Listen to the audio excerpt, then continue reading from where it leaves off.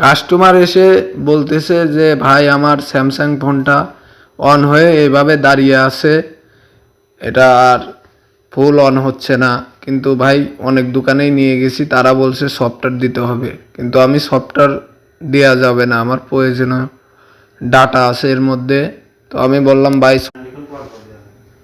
আমি বললাম যে এটা সফটওয়্যার দেওয়া লাগবে না, এটার সিপিইউ রিভলভ করলেই হবে। পরে একটা বিল বললাম, পরে কাস্টমারের সাথে কন্ট্যাক্ট করে সিপিইউ রিভলভ করে কাজটা কমপ্লিট করে দিলাম।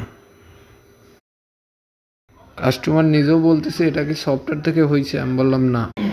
এ ধরনের ফোন অনেকে আছে, এগুলার আপনার সফটওয়্যারের সমস্যা খুব কম হয়, এগুলা সিপিইউ থেকেই বেশি সমস্যা।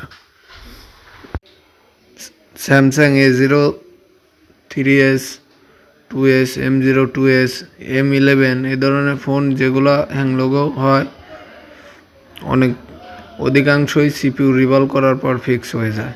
আমার অনেক কাজ করছি, তাই এ ধরনের ফোন আপনারা সফটওয়্যার করবেন না, বেশিরভাগ সমস্যা সিপিইউ থেকেই হয়।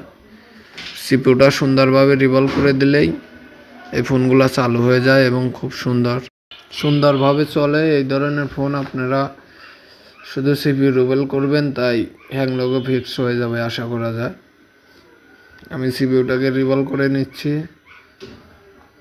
এখন আইসিটা পরিষ্কার করব। তো এই A04 এই ফোনটায় অনেক হার্টগুলো, তারপরেও সুন্দরভাবে পরিষ্কার করতেছি হার্টগুলো, তারপরেও অনেক সুন্দরভাবে পরিষ্কার করে এটা রিভলভ করে নেব। রিভলভ করে মাদারবোর্ডে লাগাইলেই আশা করি যে আমাদের হ্যাংলোগো যে সমস্যাটা সমাধান হয়ে যাবে। তো যারা এ ধরনের ফোন পান তারা শুধু সিপিইউ রিভলভ করে দেবেন, কাজ আশা করা যায় হয়ে যাবে। সিপিইউটা রিভলভ করে নিলাম, অ্যাকশনসে রিভলভ হয়ে গেছে। এখন মাদারবোর্ডে পেস্ট দিয়ে বসিয়ে লাগিয়ে দেব।